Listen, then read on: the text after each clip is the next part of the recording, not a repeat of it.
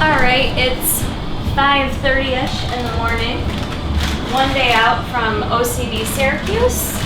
And I'm here at Well-Rounded Health and Fitness where I've been training for my competition. I finished the Project 42, which I used to kind of shred down for this competition. And I had a body composition done a week ago, and now I've been in peak week and I wanted to see how things have changed. Never had a body comp done one day before a show, so be interesting to see my results. I'm here with Jeremy Freeman, who's going to do my body comp for me on the InBody 520. Do you really want to touch that? It's okay. I just touched my feet. Oh, was I supposed to do my hands too, or no? Yes. Oops, sorry. Just make sure you don't have any lotion on them. Yeah, I didn't put anything on this morning.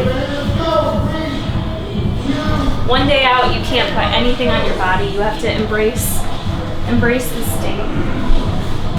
Sorry about that. Stand nice and straight. Breathe like you normally would.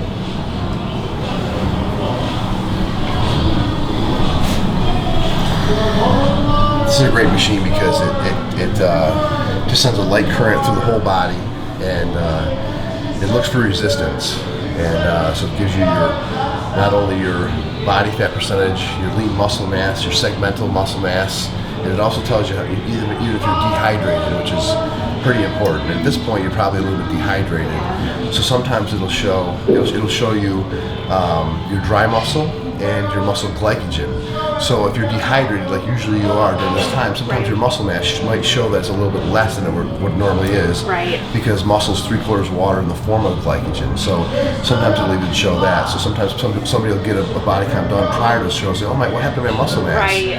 And sometimes it might even show that your body fat percentage is up a little bit, even though it's really not. Okay. Gotcha. Okay. It's because muscle mass is a lot of times, or your percentage of body fat is driven by muscle mass. Right. That's what I was going to ask you. What? Because I did just have it done a week ago, so going into peak week, things get a little more drastic, you know? Some good muscle. And what did it put you at last week? So last week I was 10.5% body fat. Yes. Definitely show you extra. Okay. I like that this shows the segmental leanness too, because like other body compositions won't break it down for you that way, like unless you do like the calipers like we used to do. Right. But it's kind of nice because then you can see like where the fat distribution kind of is more than other areas. Yeah, so you're at 9.2%, so you dropped another percent. I don't know if I've ever been in the single digits. That's perfect for show. Although I don't know that I've had it one day out. Yeah, so you're, again, 9.2. Your muscle mass is still nice and high at 95 pounds of muscle mass. And again, you can see here, you have your dry muscle here. Yeah. And then here, which is at 25.4. And then your muscle glycogen, which is 69.7. So, a fun experiment might be to even go next week after you've carved up a little bit. Yeah. And what happens is after you've eaten those carbs, your muscles fill back out with glycogen, and it shows how much this number goes up, but also how much it affects your overall muscle mass number. Okay. So it's interesting. So you can kind of see how Like your a muscle week out. really fills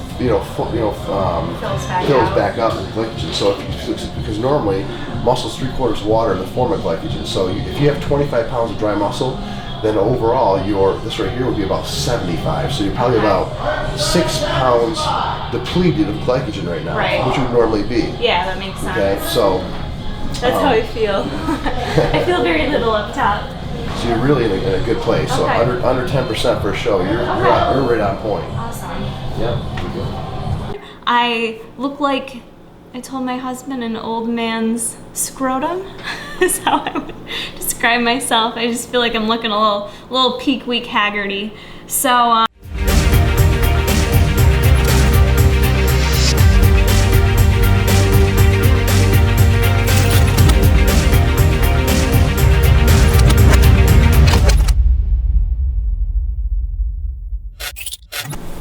Okay.